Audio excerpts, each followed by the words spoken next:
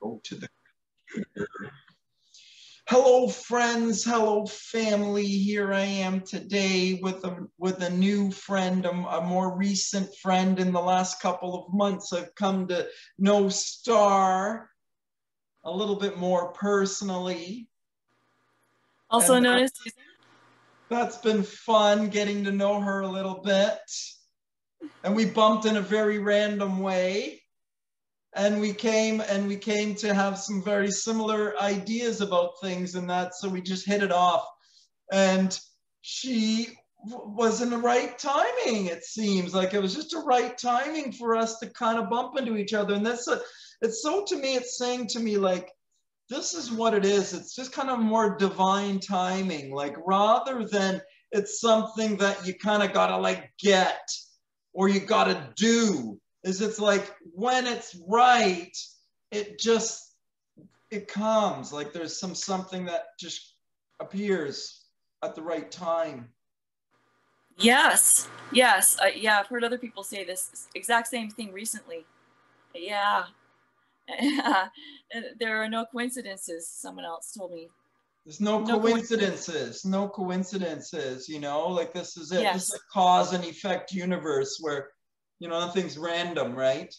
Yeah, we're all here for a reason, and if you bump into somebody, that means that there's information to exchange.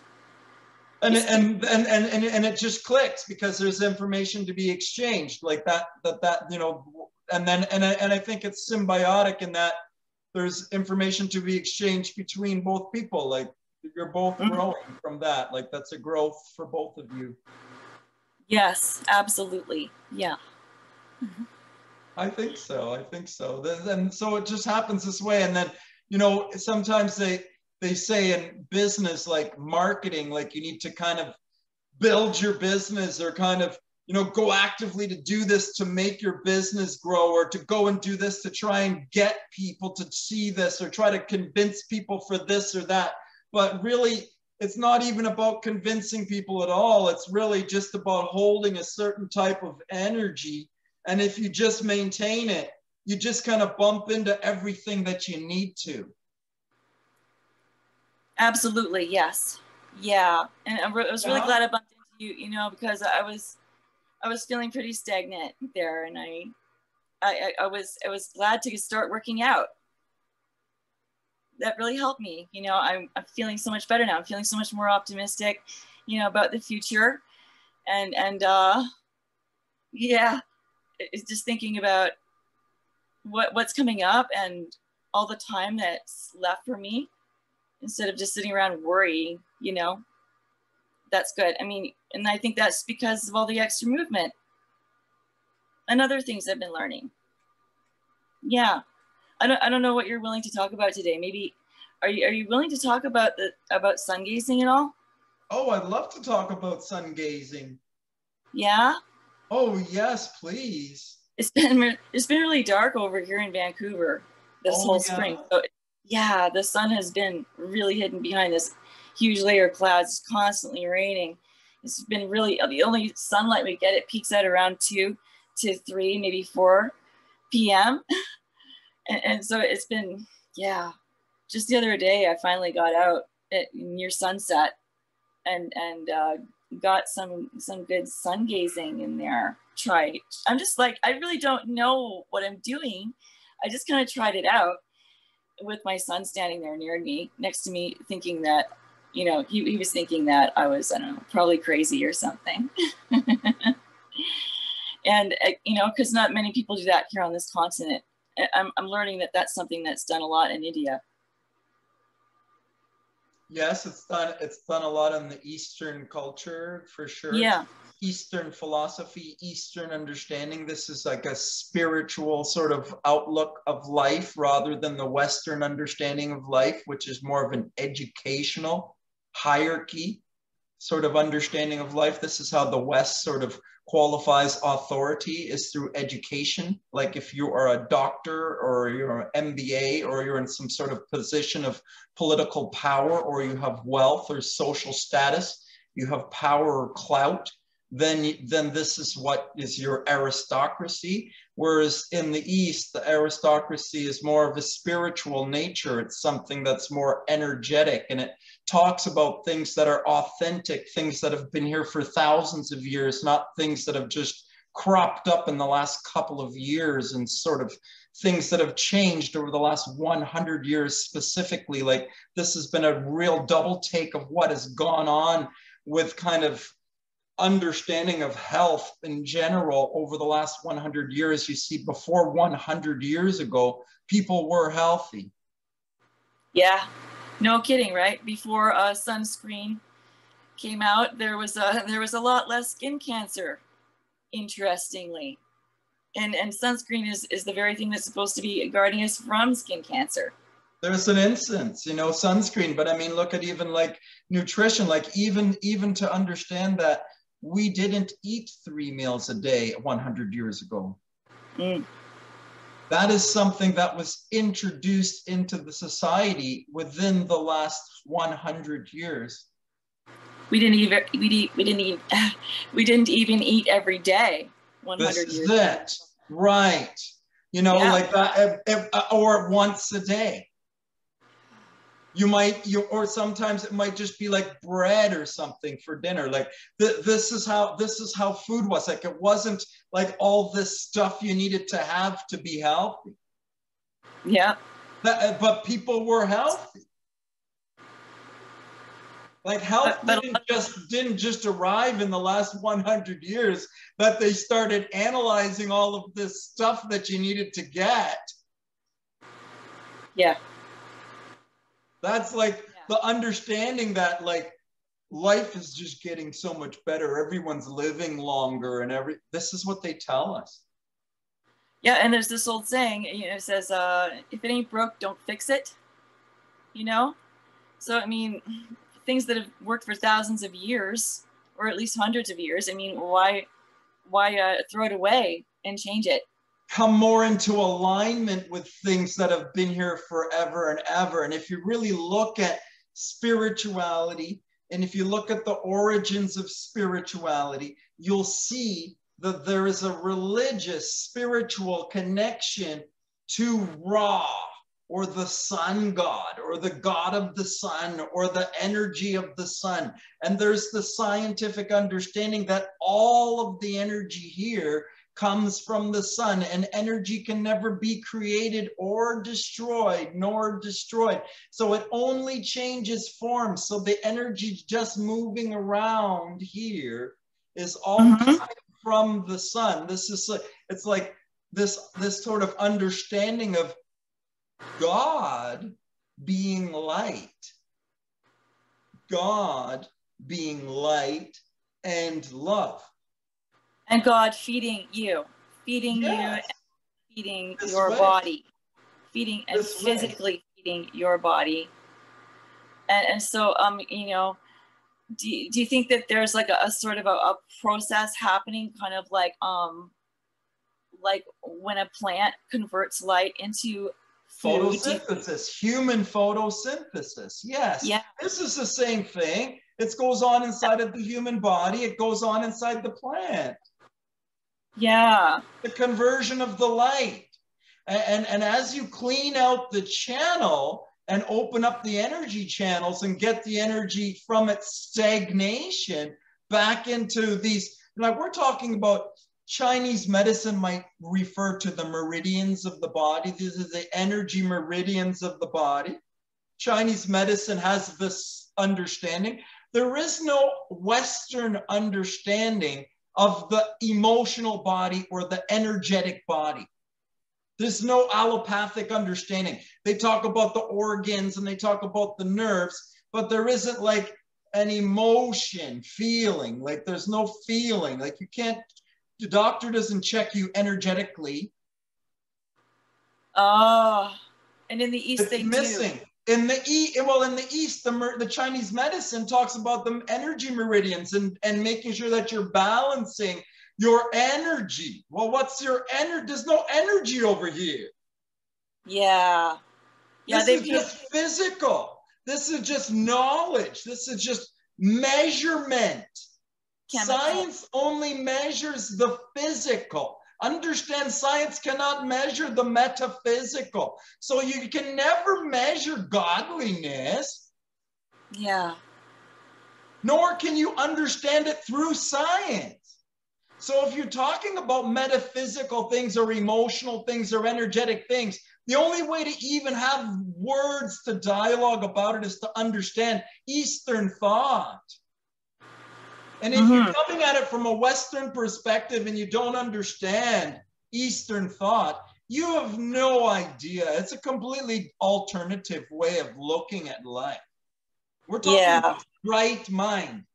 Right mind creates right outcome. This is Eastern thought. This is not here in the West. It's in the West, it's like, you got to have like a nicer car, a bigger house, a nicer girl. That's what people talk about. A nicer car, a nicer clothing, a nicer house, a bigger place. This is the only thing that has value over here in the West is dollars and cents. Education, authority, control. Yeah, here in the West, it's science, science, science, and nothing but science. Yeah, and they would look at, you know, the effects of Eastern medicine. They would try to explain it away as the placebo effect. I mean, if it is the placebo effect, then so be it. It's working. It doesn't matter what the effect is. Here's an effect. There's nothing here in the physical unless it first exists in the mental. Nothing is. Nothing. If you want to build a house, you got to first make a plan. Yeah. You got to make a decision. You got to get a vision. If I want to put the light in the light bulb, how did they get the light in the light bulb? Even though it was a scientist that did it, he still had to, even though, use his creative mind and go, how am I going to get my light inside of there? Even though he's a scientist, he still has to use a thought and say, how am I going to get the candle to be inside of the glass? He's got to use his creative mind. You can't measure creative mind. You can't measure emotional body. You can't measure visualization. You can't measure image. You can't measure these things. So you're missing out on a whole bit of reality if you're looking at science alone. It doesn't capture concept. It only captures physical measurement, something that's elemental. There are 160 elements on the chart, the elemental chart. It can measure these things. It cannot, but each of those elements in individual elements are nothing until they come into a human. And what? Consciousness, which you can't measure, brings it to life. Yes. So your silliness with your education, until you've learned the two sides. If you can't see that one side is masculine and one side is feminine, and you are not whole until you know both, then you are blind cyclops.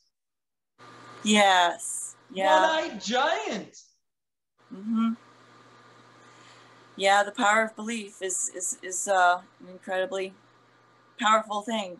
There's nothing. It has to come in belief first. Before I could be healthy, I'd have to believe I could be healthy. And if that belief was stolen from me because I was told that my disease could not be cured. Yeah. Or if I believed that I couldn't overcome my situation, I was in a hopeless state of being. Yeah. As long as I'm in a hopeless state of being, I can't generate any desire to move forward positively. It's hopeless. So how does it feel? I can't get any energy from hopeless to get up and do something. Yeah, it can be so hard sometimes that it gets so stuck in that it can be so hard to wrench. It's hopeless. Out of it. Yes. Somehow I have to be able to step out of my mind and look from myself from a higher perspective.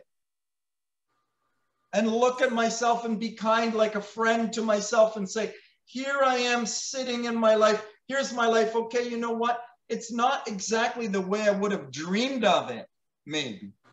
Oh. but it's my life. And I'm going to send some love down to it right now, some acceptance to it, just how it is. Because it's not going to come more until I give it love just how it is. That's a really good way of thinking of it. It's not going to go more until you love this. Because you're going to keep getting more of what you got until you can love this. Yeah. Yeah. In a way, it's like acceptance. It's like, in a way, the only real relationship you need to have is the one with yourself. That's the only one you can really control anyway. And if you have a great relationship with yourself, you believe that other people love you, admire you, respect you, then next thing you know, either, you know, you've got new people who do that, or the old people that are around who didn't do now respect you and love you and all that. Because you're giving love to yourself. Because you're giving love to yourself. You've demonstrated that you're lovable. That's right. You've demonstrated you're lovable to others. And so then people start to put value on you because you are demonstrating you have value and worth. Yeah.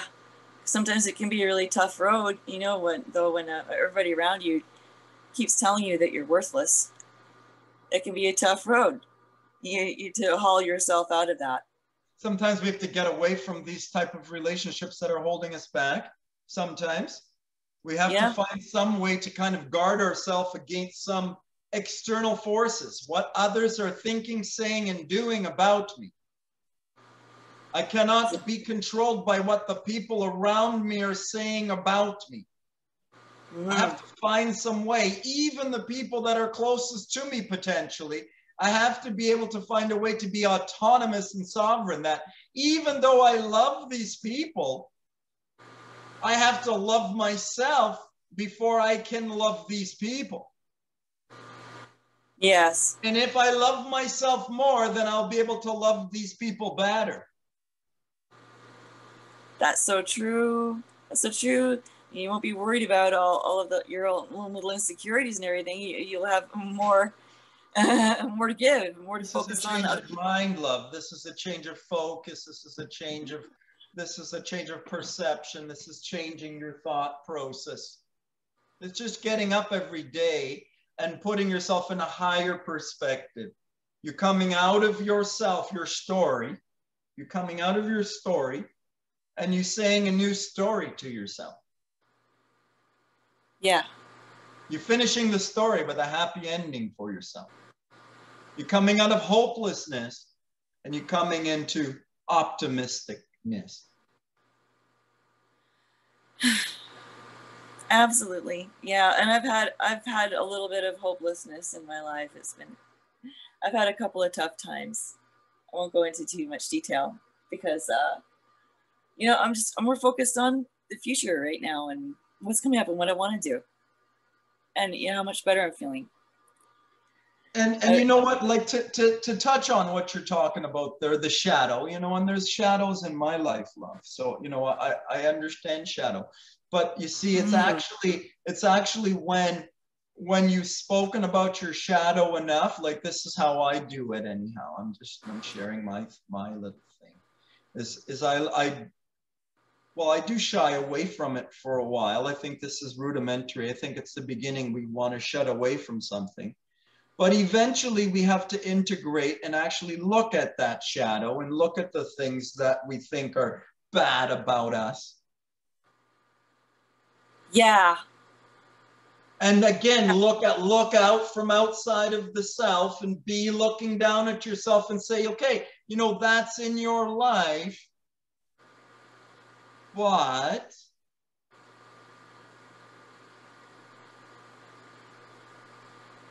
would you rather be dead?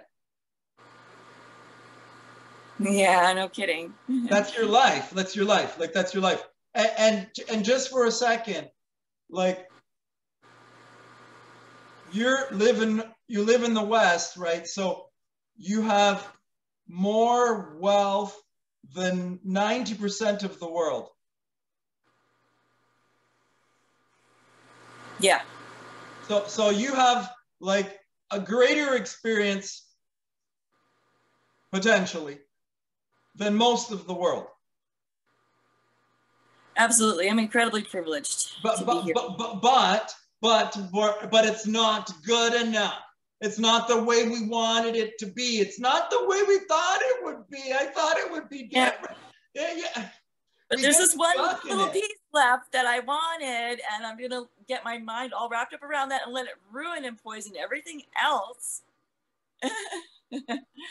and dominate my day, my time, when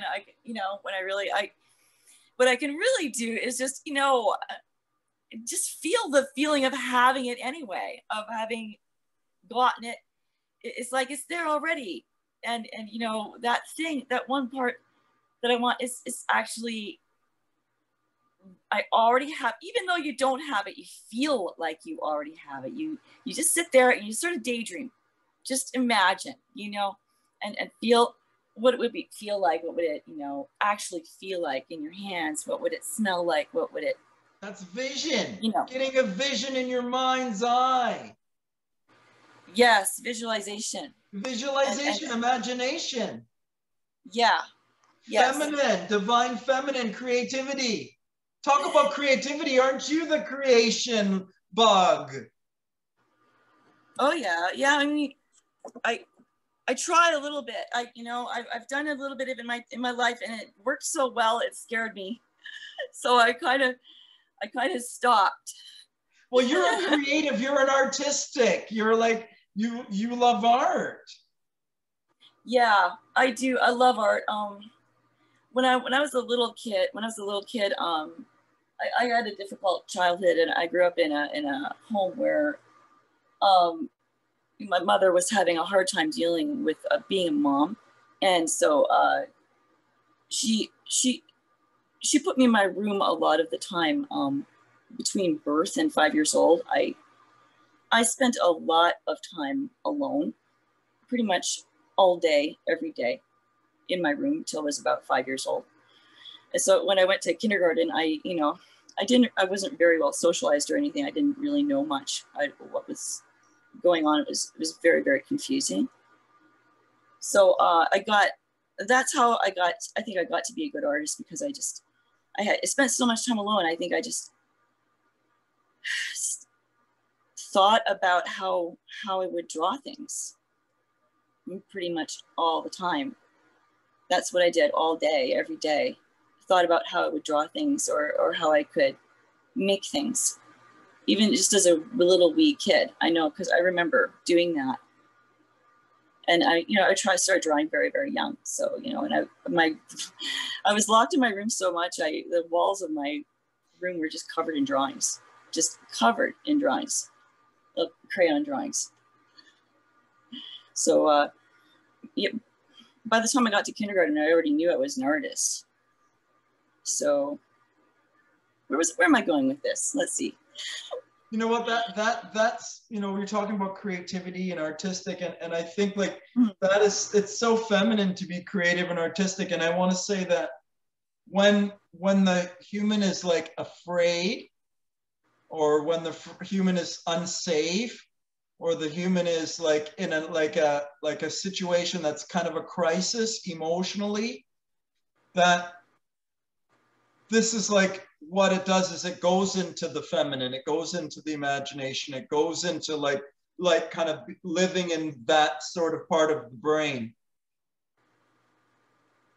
And it can get stuck in one part of the brain because it's always under a certain type of pressure from one side, and it doesn't feel safe. It doesn't feel, so it scurries over to the other side. And then it can learn, to just live on that side of the brain. And then so it doesn't function or come over to the other side. And then it can also, like, depending on what scared it, whether it was a feminine force or a masculine force, even if it was a mother, it's the other. So it would still be the masculine force, but it's a feminine masculine force, something that is masculine. What's your relationship with your father? Well, in my case, it would have been both of them that scared me. Okay. Yeah. Yeah. Right. Yeah. So yeah. I'm totally screwed up. So this puts me in the hyper feminine. This puts me into hyper feminine, and you know, but I think you've also shared with me that you have this masculine nature. Yes, I love. Well, how do you see yourself as having a masculine nature? Because I see you as being maybe hyper feminine, love, like very creative. So what do you see as being masculine in your nature? Yeah, I am very feminine. Like I'm, you know, I'm not gay or anything, but I am very masculine when it comes to my activities, as long you know they're not sexual activities. Like I like to build things. I like to make things. I like to figure things out. Construction. You like. Yeah, I like math. I like, you know. But you also like art, which is so fascinating. So you know what, this is it. You've gone into knowledge and art. It's like knowledge and art. It's not only art, it's not only creative mind. This is also knowledge mind, you know, understanding mind, trying to gather understanding of things. So there's also a growth in thought mind. Yeah. Thinking mind, right? So an aversion into mind, though, very much into mind, and now you're getting more into body again. And this is a big coming out of mind again and coming back into body and heart. Yes. Coming out of body, it's coming out of mind, it's coming out of my story, it's coming out of my trauma, it's coming out of my PTSD, it's coming out of my worry. It's coming out of what happened in my life, and it's coming back into like, I'm safe in my life, and I'm well in my life, and I'm managing my life, and I'm loving myself in my life, and I'm going to be good in my life. It's just kind of being loving and kind to I'm learning how to love myself more, no? Yeah. Yeah, self-acceptance. That's a big... I think it's learning how to love myself more. This is what's happening. Yeah, that can be a really tough one. I think so. I'm just learning to love myself, love. Yeah, but for someone like you, it could be so easy to love yourself because you're just fabulous. We're all doing the same thing. Yeah. We're all doing the same thing, trying to love ourselves more. This is what it's about, aligning with the source. What's the source? Unconditional love. We don't know how to do this. We're learning how to do this. Yeah, I'm still forgiving myself for the times in my life that I have not had my shit together, you know? I'm terribly imperfect. There have been mistakes and oh gosh, so many. So many. Yeah. Oh, don't get me started. Yeah, but I'm feeling so much better, and I'm getting out more. I'm joining clubs and groups and going to meet up with, you know, people and friends more and stuff, and it's just feeling better and better and better. So, and even thinking about feeling better and better and better, and talking about feeling better and better and better, and holding those ideas in your mind while you breathe, just having that sort of dialogue, talking about being better, wanting to be better, taking action on being better, practicing different things to be better. When you think and talk about being better, it becomes your predominant thought. When that becomes your predominant thought, that you're thinking and striving for best, you know what? The body starts to trend in that way. Mm-hmm. And you're asking me about the nutrition, right? Mm-hmm. Yeah, and what I've changed in my diet lately, and I've been eating a lot of raw nuts, and I like to soak the nuts, and because they've got a lot of phytic acid in them. And I didn't know this until I looked it up on the internet, and it's best to soak them for about 8 hours, and then you put them in the dehydrator and you dehydrate them, and it takes all the phytic acid out of them, but they're still raw. So they're nicer. Are they much but nicer? Yes, so they're way, way, way easier to digest, which is of course Nice. better. Nice. Yeah. Yeah. Nice. I've never done it. I mean, I've always heard about it, but I just don't use nuts that much. And I have at times kind of trended into that and, you know, kind of gone, this has been a 7-year process of that for me, that coming out of that regular sort of eating, the mainstream eating. It's really, it's coming to a new relationship with food, because you know what? The relationship we have with food is very linear and bound. Like your body needs this and your body needs that, and you have to get this and you have to get that, and if you don't have this, then you're not going to be good. And like, really, this cannot be this way. It cannot be that this is how what the body needs every single day, 3 meals a day, 5 meals a day, that's what the body needs. It cannot be like that, because the human is not this way. Yeah, some days I just don't want it. The human is a cycle. The human is a cycle. So if we always eating 3 meals a day, or always having 3 coffees a day, or always anything we're doing every single day, we got addicted to. Because that's not how it's supposed to be. Yeah.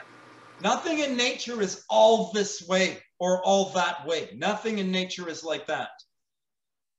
Yeah, that's I really that's denatured. Yeah, I really go on and off of things. And I do it rather randomly too. Just by the way I feel. I don't feel like eating intuitively. Today. We've lost our intuition. We've lost our inner wisdom, right? That's our disconnection from our divine feminine. That's our imagination, our visualization, our hopeful, optimistic outcome in our mind, a vision in our mind that's happy and healthy and like and aligned and safe, because the soul knows it cannot die. Yes. The soul doesn't eat.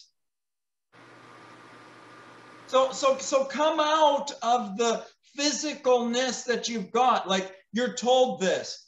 You must eat the animal. You must eat the cow. You need to get the protein from the cow. It's a better protein. You got to get it from the cow. It's a better protein. Absorb better and utilize better. It's better for your body. You need it.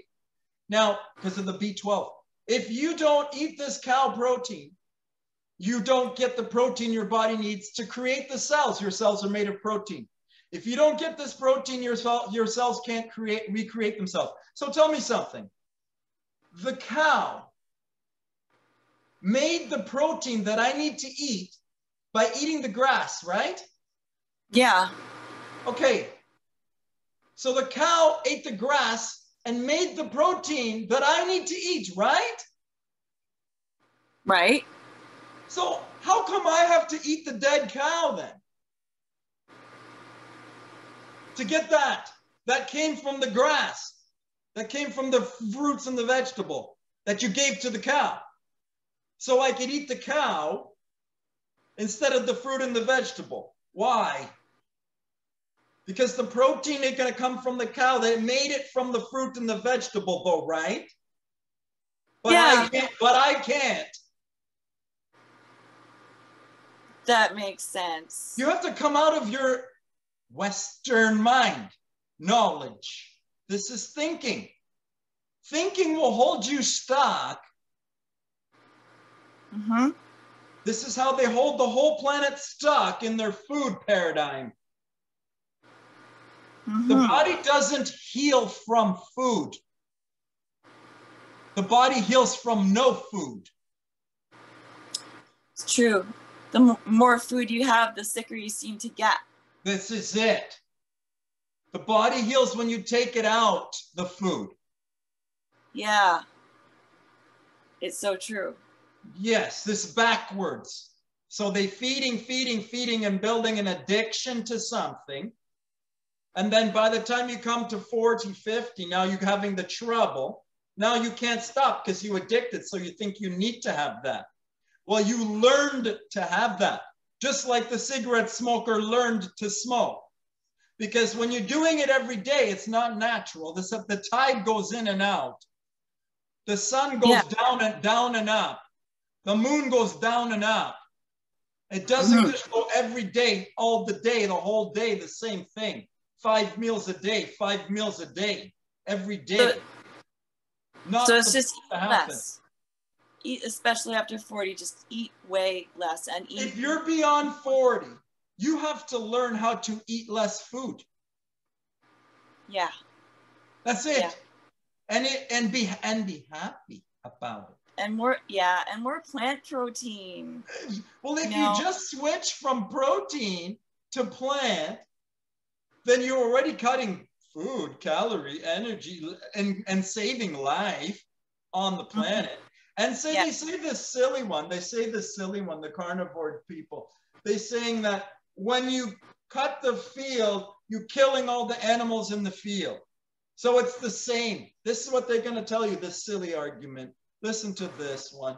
You cut the field, you're killing all the animals in the field, you're still killing animals.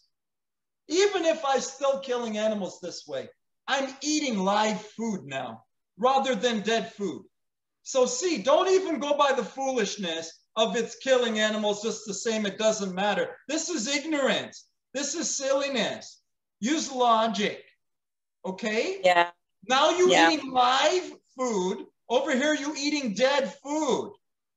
Okay, you have to come from what you're doing to get something different. You have to come from how you're thinking to understand something different.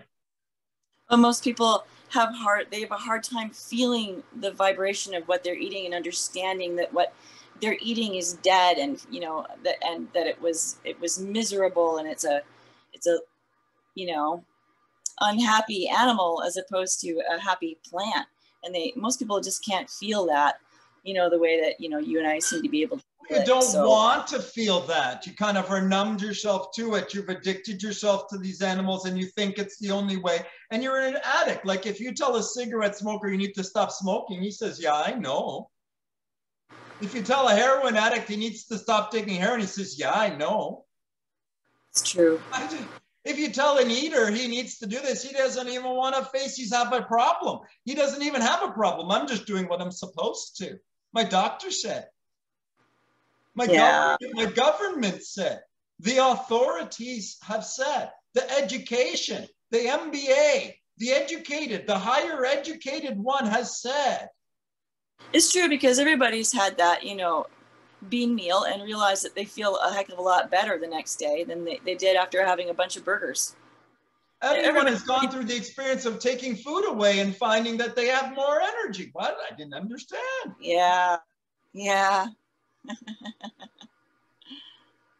So true. This is why I created my 7-day process, because people need to experience putting it together before they're going to understand. Because you can't even tell someone, listen, if you do this and this and this, you're going to change your life. They go, oh yeah, that's so airy-fairy. Like they don't even want to talk about it, right? Like my doctor said, you're supposed to have these amino acids, so you don't even know what you're talking about. You're a space cadet. And then they actually go through the experience and they go, you know what? I feel different. I feel different. Then when they feel different, then you can say, well, how would you like to feel different for the rest of your life? Like that's just going to grow.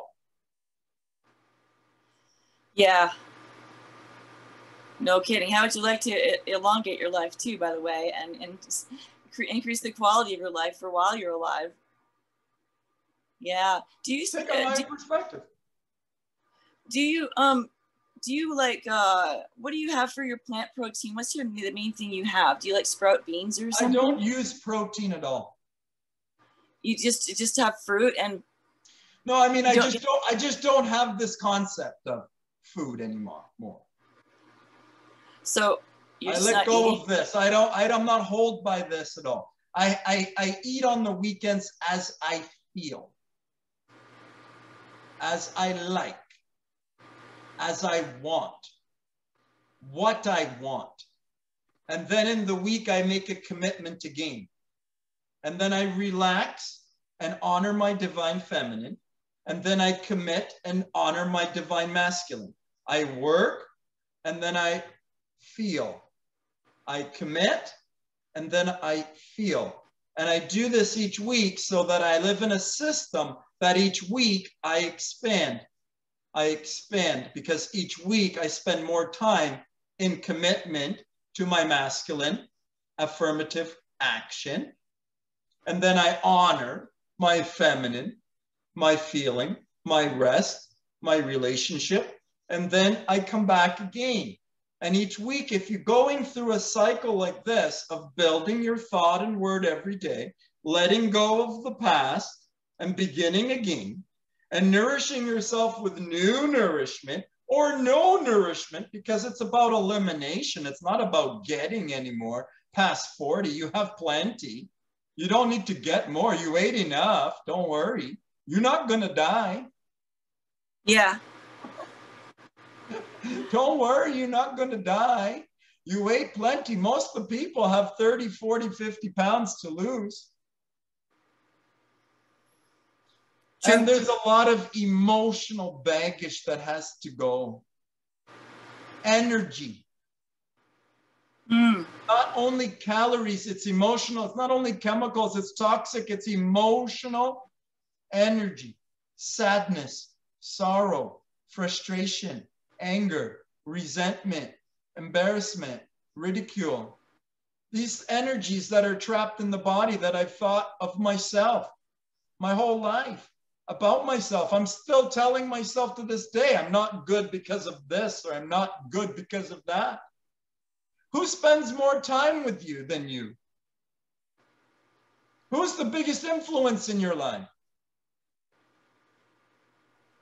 Myself. That's right. Yeah. This is it. It's a who's in charge of our health? Who's going to love me better than me? Nobody will ever love you as good as you can love you. This is what we have to learn. We're looking for the other to love us. We're looking outside. Especially me, because I think I'm fabulous. And no one's ever going to think I'm this great. No, wait, that's negative. No, yes, wait, somebody's going to think I'm this great. There's no way anyone's going to love me as much as I love me. No, wait. Everybody already thinks I'm this great. Yes, that's it. They think I'm pretty great, but they don't know how great I am. Only I know just how great. Only I know how great I am. That's worth. Yeah. That's value. That's speaking worth and value into your life. True enough. That's having a conversation with someone that is bringing like love and kindness into your life. That's a love and kindness conversation from a friend, right? It's a loving thought. Absolutely, yeah. I just hope it doesn't make me too big for my britches. You know? I'm afraid it's gonna make me too big for my britches.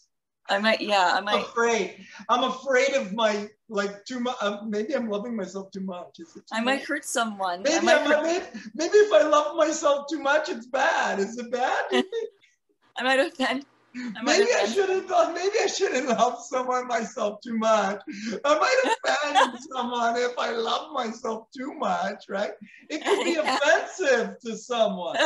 No, look, you know what? Unapologetically love yourself. Yeah, so true. Unapologetically love yourself. So regardless of what the other person thinks or says or does. Yep, and keep remembering that. No matter who you're dealing with, no matter how great you think the other person is, how far above you. This is knowledge does this. Because you have the MBA, you have the doctor, you have the government official, the police officer, the judge, the lawyer. This is the thing, hierarchy of needs. This is taught. Human is all equal. Yeah. All human has same capacity. Same the pauper, same the king. Same capacity to go into imagination and create. Only thing is, pauper doesn't know that he can because he's missing hope. He's hopeless. So he thinks hopeless. And king, he's given, but he doesn't appreciate because he has all. So neither finds way. Yeah. So it's the middle guy who finds the way? Well, to find the way is to be pauper, really, and to see your greatest weakness, your greatest trouble is your greatest opportunity. If you can flip your terrible life experience that you have and flip it and recognize, because the pauper can be happy with little. He doesn't need so much. If you can recognize the truth that you don't need so much to be happy, that your happiness is actually something that you control for yourself. And if you understand the mechanism of joy and happiness, then you can begin to practice it. And so you're going to get better at it, and you're going to spend more time in happiness. Yes, it's only arithmetic is what I'm talking about here. Yeah.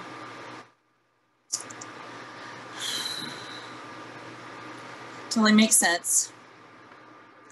And that's a very nice shirt.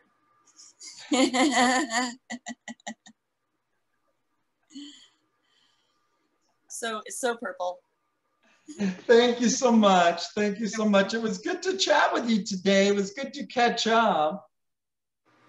Yes, absolutely. Yeah. Yeah. And you like the 7-day process. You like the 6 weeks to success. Oh yeah, I love it. You've loved the last 6 weeks of coaching and training. You're feeling better. You're getting better. You notice yourself improving. I would highly recommend your coaching and your program to anyone. And I especially like the way that you speak encouragingly during the workout, you know, about what we should be thinking about, what we should be focusing on, and how we should be feeling and thinking and stuff. And I really enjoy that part. That really helps me in my day and in my workout too. It's good. That's so nice. That's so nice. It's been so nice to catch up with you today. And I will, have you got some artwork that you want to show today? There's some of your creativity, or not today? Today? Well, I guess, I could edit in a couple of pieces. Okay, maybe showing some art that you've done that you really love lately, some stuff that's on your heart, show me some stuff of your art that's really been. Thank you so much. That's very considerate of you. Okay, that would be lovely. I would love to see that. Okay, lovely. See you soon. Okay, bye.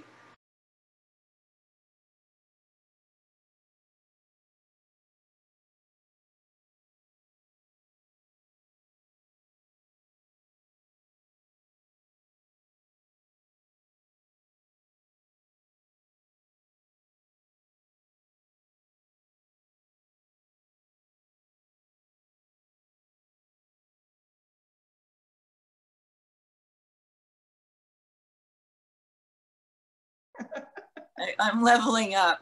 Thank you so much for teaching me so much, John. I've learned so much from you. It's been really great. And I hope you don't mind me copycatting you just a little bit here and there. No, please do it. It's nice. Imitation is the sincerest form of flattery. There we go.